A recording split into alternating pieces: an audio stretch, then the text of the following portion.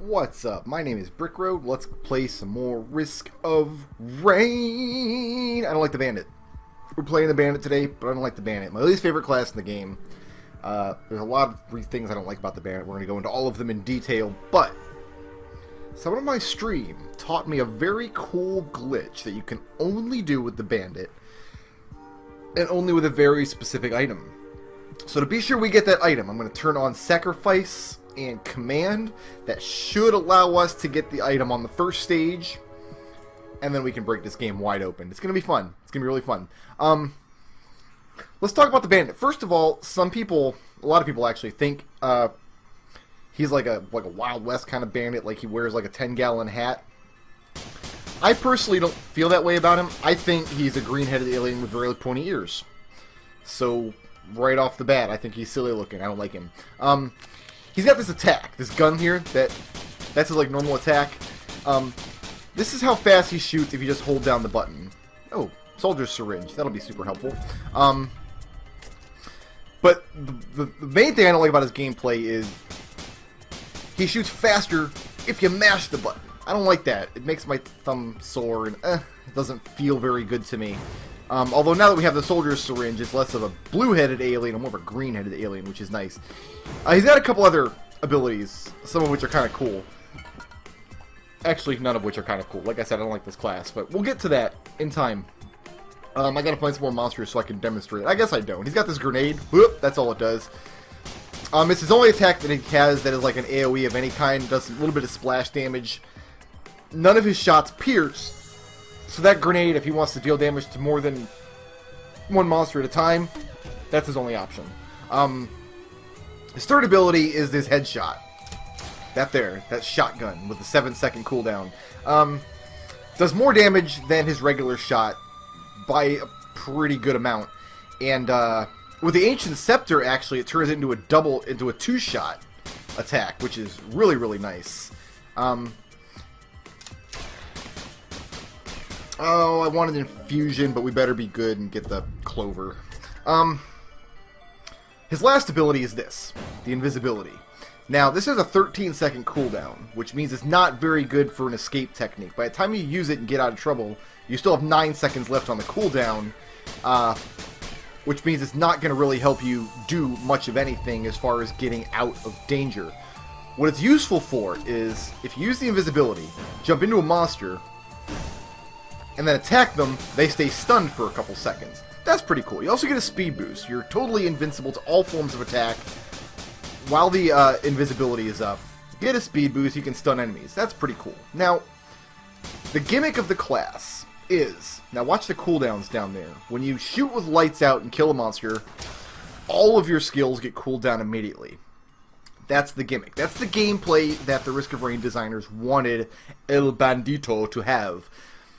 The idea being, well, we're going to give him this really overpowered invisibility technique, make the cooldown on it so long that it's less useful, and, what should I get now? Let's go with the, one more soldier's syringe. One more soldier's syringe. So I can hold down the button and shoot as fast as I could mash otherwise. So they said, okay, we're going to give the Bandito this really powerful invisibility technique with a really long cooldown, but then we'll give him an attack that lets him automatically reset all his cooldowns as long as he kills something with it. The idea being you can make strategic decisions about when to cool down both your most powerful attack and your invisibility move. That was the idea, at least. Here's the problem. Like, I've got 3 jellies on me. I can use lights out, but I can't pick which of the 3 jellies I'm going to hit. It doesn't pierce. And Risk of Rain, I'm on Monsoon difficulty. We're at like almost 4 minutes. We're very rapidly approaching the point in the game where I'm not going to be able to select which individual monster in a group of monsters that lights out ability hit. I think it's called lights out. Yeah, lights out. I call it the headshot because it says fire a headshot for 600% damage. So when you're firing into a big group of monsters, desperately needing that lights out to get your cooldowns, you don't get it. And that's why I feel like this class doesn't work, at least on Monsoon. It might be a little better on an easier difficulty setting, but on Monsoon difficulty, the class doesn't work as intended. So it's that, plus the whole thing about how mashing the button is gets you to fire faster and kill things faster. It all adds up to a class I don't like very much. Bandit's not the only class in the game I don't feel works the way it was designed. I feel like the Enforcer, and then to a lesser extent Handy, also don't really... Their gameplay styles seem to break down once you get far enough into the game. But those classes have other advantages that are going for them. The Bandit, with his low damage and non-piercing attacks, he can only ever pick a fight with one monster at a time, except for his not very powerful grenade. Paired with like his inability to really get out of danger. He's got that really great invisibility, but if you're in a situation where you need that invisibility, it's kind of going to be not enough, if that makes sense. Like, you need more than that invisibility alone can do for you. Most of the time. Like, if I was to jump down there and fight a bunch of those wisps, the invisibility wouldn't last long enough for me to really make a getaway from them if they were chasing me. But I can't jump down there, stun them all, and then hope for a couple cooldowns in a row, but they're not guaranteed. It really feels like that lights out cooldown, which is core to the class's gameplay, is based on luck. So, I don't like the Bandit very much. Least favorite class in the game. My pick for worst class in the game, I'm going to be honest. I think he is less powerful than any other class. And that's taking into account... There's the treasure box I need. Yeah, that's taking into account the weaknesses of, like, say, the Enforcer and Handy. But, enter the Amethyst. Gigantic Amethyst is a use item that lets me reset all my cooldowns, and this is where the class comes into its own because of a glitch. Because you see, I can hit my invisibility, reset it with the Amethyst, hit it again, and it stacks the speed boosts from it. And the speed boosts don't go away. And I can do that infinitely, as much as I want, every single time my invisibility cools down. So I can get faster and faster and faster without having to stack goat hooves or anything like that. And the class becomes super fun. As long as I don't buy a goat hoof, I'm okay. Now I'm going to start just stacking up a bunch of items here. We're actually going to hang out in this first level, stacking my totally illicit, illegal, and ill-gotten speed boost. Look at that. With no goat hooves, I'm already fast enough to, like, Mario Dash over some of these holes sometimes. Yeah, not quite. Not quite. Now I will be. Ha ha ha ha ha! The Mario Dash begins. And this is the magic of the Bandit. Like I said, somebody in my stream chat taught me this glitch because I was complaining about the Bandit one day. I was talking about how he was my least favorite class in the game. I felt he was really weak compared to everybody else. I felt like his gameplay didn't work within the style of game that Risk of Rain was.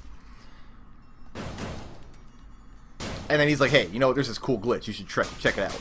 So, I think the Bandit is still my least favorite class, because this glitch is really only possible if you use Command to get that Amethyst really early. And I kind of don't like playing with Command. There's my teleporter. I really don't like playing with Command.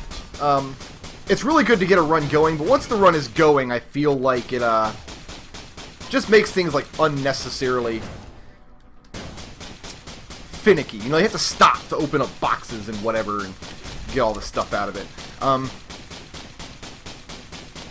So yeah, not a big fan of the Command artifact in general. It's great for getting like specific challenge runs going.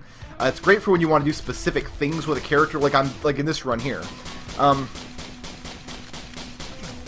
But this particular glitch is so much fun to use, and you become so powerful once you have like infinite speed. Like nothing can catch you to damage you really. Like what's gonna get you, you know? When you're that fast. So that's going to be the goal of this run, is to hopefully, now I can get my infusion going. In fact, let's grab that right now. There we go. Let's cheese up the hit points a little bit. So I still don't like the class very much just to pick up and play, but man, just playing around with this glitch the one time I've done it on stream, and now that I'm doing it for you guys on YouTube, is super fun, because there is no limit to how fast you can get. going to stack up some crit glasses here and hopefully get the damage way up. So with this glitch, which I'm sure will be eventually fixed and patched, although I hope it's not. I really hope that this glitch lasts forever. That would be just so awesome if it would, but it's not going to. One day it's going to be fixed. I'm going to get a couple more crit glasses here. Then we'll work on getting some survivability, probably with some tier 2 items once they start showing up. There's a tier 3. I'm not sure what I should get for my tier 3. Should I take the Ancient Scepter, which increases the power of my lights out, or should I go with the Behemoth? I think I might go with the Brilliant Behemoth. In fact, you know, I made up my mind. Yeah, it's going to be Brilliant Behemoth, so all my attacks explode. That's what we're going to do. We're going to get the Behemoth here. We're going to get it going. We're going to stockpile the speed here.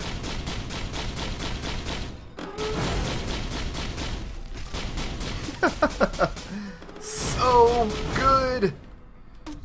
Yeah, so... Ooh, I actually got the cooldown right there.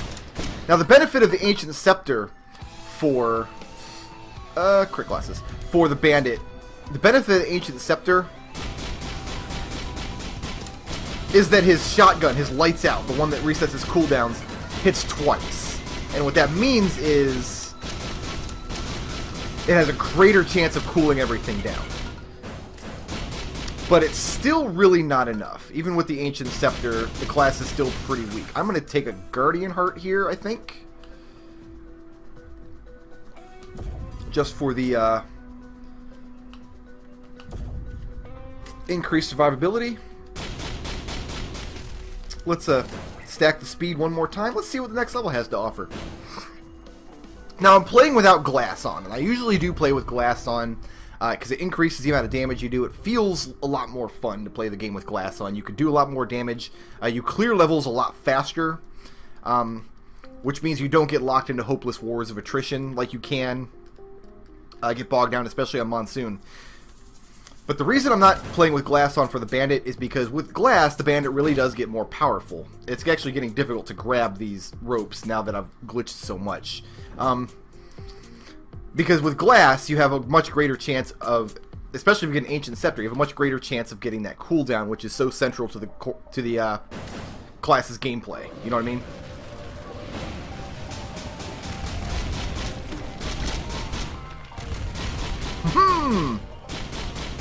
And I wanted to really show you guys how long it takes the Bandit to kill anything. I want a Hopo Feather. Can I get one quickly? Yes.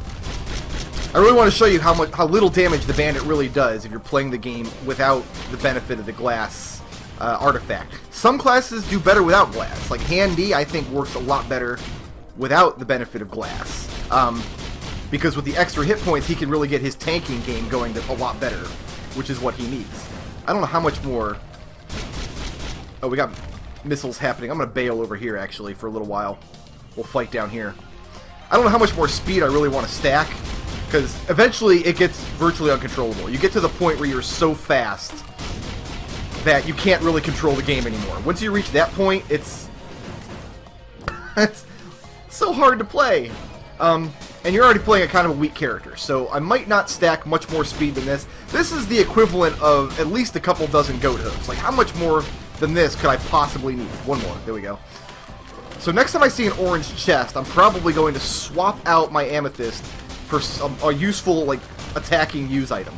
And if I ever accidentally take a goat hoof, I lose the speed. That's how you reset the glitch, basically. If you ever you ever gain a goat hoof, it kind of sets your speed back down to the level it's supposed to be at.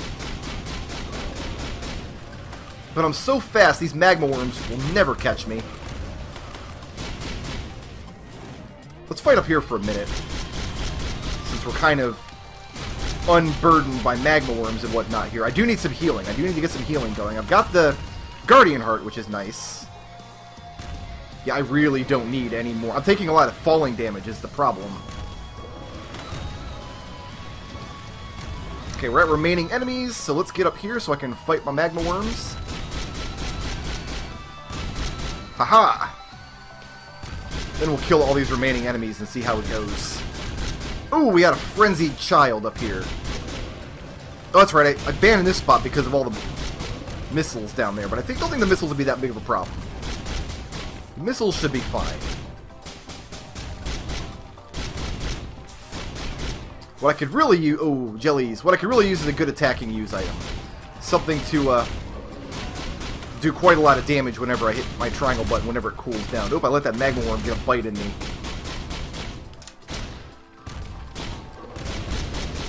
When you move this fast, it's hard to watch the ground for their telltale arrows of when they're going to burst forth in all of their majestic flights. One more speed boost. Why not? We can do one more. There's an item. We are going to need to start getting some healing happening here. Most of the good healing items are in Tier 2. Well, the Leeching Seed is in Tier 2. That's the one I really want. But I can grab like a Monster Tooth, Vials, Bustling Fungus, that kind of thing. Infusion is helping a lot. Infusion is going to help our long-term survivability to start raising our hit points up to where they need to be. And the Guardian Heart is helping me by giving me that damage shield. So every couple seconds, if I don't get attacked, the damage shield regenerates. That's when my life bar down there turns green. It's good stuff. Okay, there's Tier 2. I'm going to get another Hopo Feather, though, to jump. Well, I better grab the Leeching Seed, is what I better do. Get some healing happening. I can grab that right now. Leeching Seed. Now, the ways I'm debating healing and jumping is because jumping is survivability in this game. Like, really. I'm going to grab... Ooh, hello. Take a Sprouting Egg to heal outside of combat. I'm going to grab a couple of Mysterious Vials for regeneration. And we'll see what else we can just get.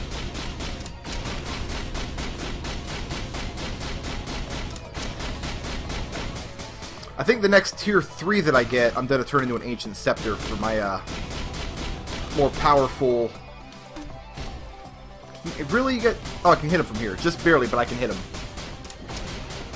Wow, I can only hit him with the Behemoth Explosion. I don't want to jump in there and fight him like that because... Well, I could do this and stun him, I guess.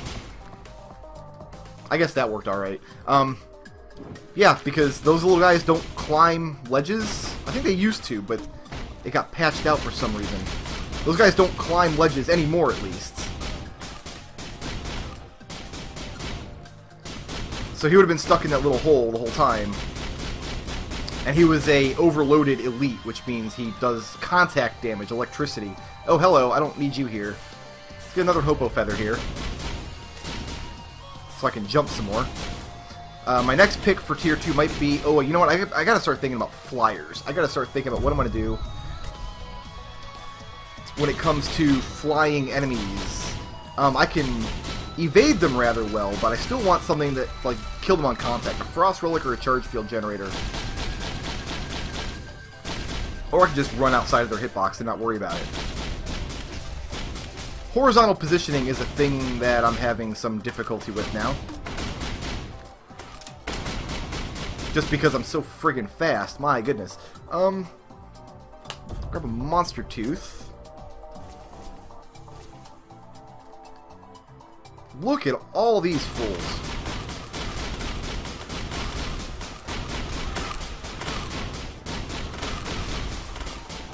Hello, I did not mean to jump all the way down there. Yeah, Hopo Feathers and Rusty Jetpacks are going to be pretty much required. Let's wait till the Guardian Heart comes back here. There it is.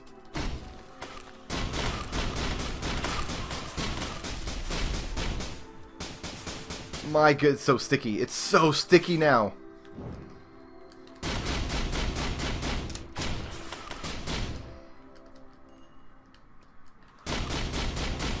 Oh, I thought that was the missile leak that I just killed. Oh well.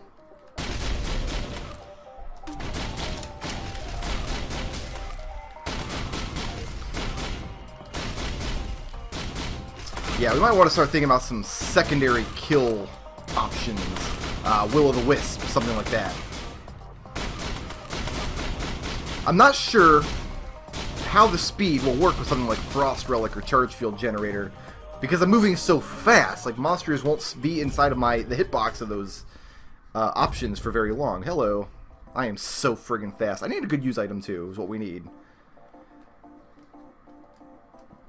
a very good use item. Something that, we don't need to worry about Acrid today. That's where Acrid is. But we're not worried about Acrid right now. We're just worried about finding the teleporter. Yeah, a good use item. Something that I can, some missiles or panic mines. Panic mines might be okay. My favorite use item, I don't think you can get on command, is the jellyfish boogers. The one that the Wandering Vagrant drops. I love those jellyfish boogers. There's a Colossus. I think there's 2 Colossuses, actually.